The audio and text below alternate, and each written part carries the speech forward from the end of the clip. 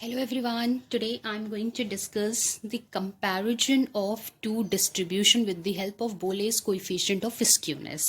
So यहाँ पर आपकी दो सीरीज दी रहेंगी and two series belongs to your individual series. So यहाँ पर आपका जो क्वेश्चन दिया होगा वो दो सीरीज का रहेगा और दोनों सीरीज आपकी इंडिविजुअल सीरीज को रिप्रेजेंट करेगी. हो सकता है ये आपका डिस्क्रीट में भी हो जाए या कॉन्टिन्यूअस पे भी हो जाए. तो हम लोग इंडिविजुअल सीरीज का क्वेश्चन यहाँ पर लिए हैं. So this is a series A and series B representing all these values.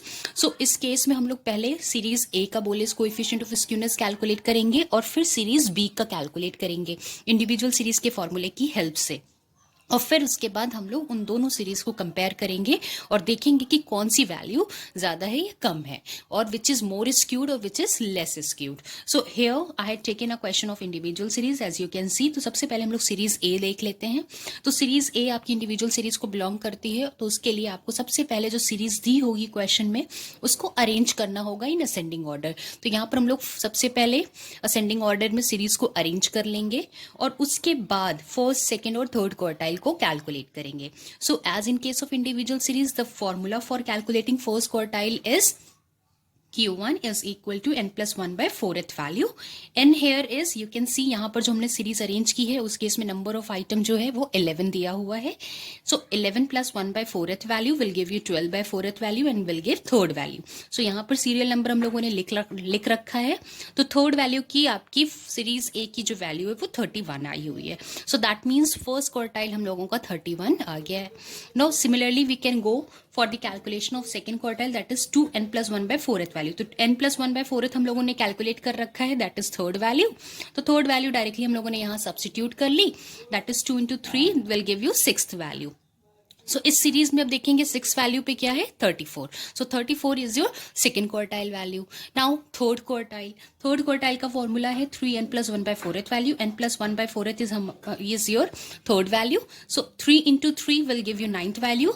इस सीरीज में नाइन्थ वैल्यू पर 40 है तो दैट मीन्स थर्ड क्वार्टाइल की वैल्यू आपकी 40 हो गई है. So this is how you are going to calculate first, second and third quartile. अब जब ये तीनों वैल्यू हम लोगों के पास आ जाएगी तो हम लोग Bowley's coefficient of skewness for series A we are going to calculate and this is how we are going to substitute values onto this formula of Boles coefficient of skewness. So JQ is equal to Q3 plus Q1 minus 2Q2 by Q3 minus Q1. Q3 is 40, Q1 is 31 and Q2 is 34 divided by Q3 40 minus Q1 that is 31. So इसको हम लोगों ने further solve कर लिया and we will obtain this 1 by 3 value. So in case of series A, after substituting this values onto this formula, we will obtain 0.3 and this is positively skewed. So series A हमारी positively skewed है. इसी तरह से अब हम लोग series B के लिए calculate कर लेंगे. तो series B को पीछे लिख लेते हैं और उसके बाद सेम तरीके से हम लोग फर्स्ट, सेकेंड और थर्ड क्वार्टाइल पहले कैलकुलेट करेंगे. So arranging the series B in an ascending order arrange कर रखा है हम लोगों ने.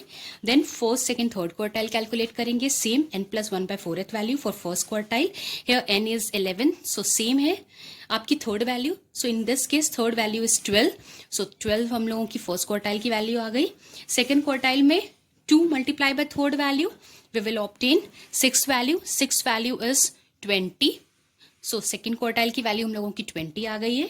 Third is 3 multiply by n plus 1 by 4th value that is 3 into 3 value that is ninth value. Ninth value is 36. So 36 हमारी third quartile की value आ गई है. So first, second, third quartile we had calculated here in case of series B.